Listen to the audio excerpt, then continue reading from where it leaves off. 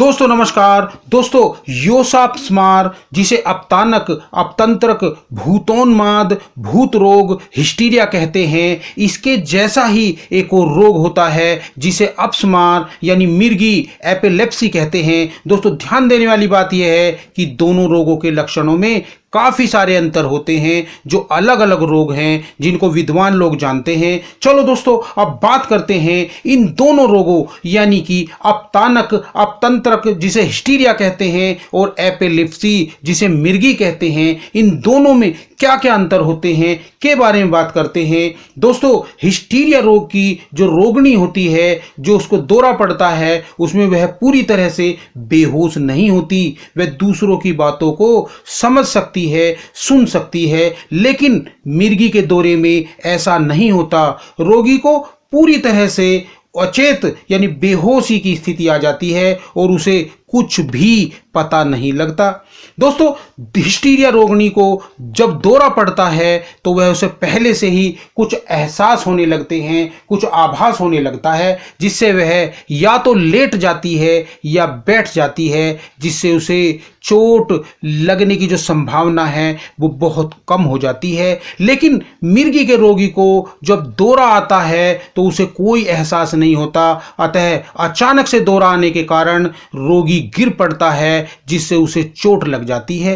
वहीं दोस्तों ध्यान दें कि हिस्टीरिया रोगी के मुंह से झाग नहीं निकलते हैं, लेकिन मिर्गी के रोगी के जो मुंह से झाग निकलने लगते हैं। वहीं दोस्तों हिस्टीरिया रोगी को जब तीव्र दौरा आता है तो वह चिल्लाता है, कपड़े फाड़ता है, लेकिन मिर्गी रोगी जो है उसको दौरा आने पर अजीब प्रकार से चीख निकल जाती है, वह चीख पड़ता है और बेहोश होकर अचानक से गिर पड़ता है। दोस्तों हिस्टीरिया रोग में जबाड़ी भिंच जाती है, परंतु जीभ नहीं कटती, क्योंकि जीभ अपने स्थान पर जमी रहती है। लेकिन जब मिर्गी रोगी को दौरा आता है तो जबाड़ी नहीं भिंचती है और जीभ टेढ़ी मेढ़ी होकर दांतों से कट जाती है, घायल हो जाती है। दोस्तों भूतोन्माद रोगी का रंग लाल या पीला हो जाता है, लेकिन चेहरे पर किसी भी तरह की खिंचावट नहीं आती। लेकिन मिर्गी रोगी का जो चेहरा होता है वो नीला सा हो जाता है तथा एक ओर खिंच जाता है, यानी कि टेढ़ा हो जाता है। दोस्तों भूतोन्माद रोगी की आंखों पर टॉर्च की लाइट लगाने पर पुतलियां सिकुड़ती हैं, क्योंकि रोगिणी पूरी तरह से बेहोश नहीं होती है।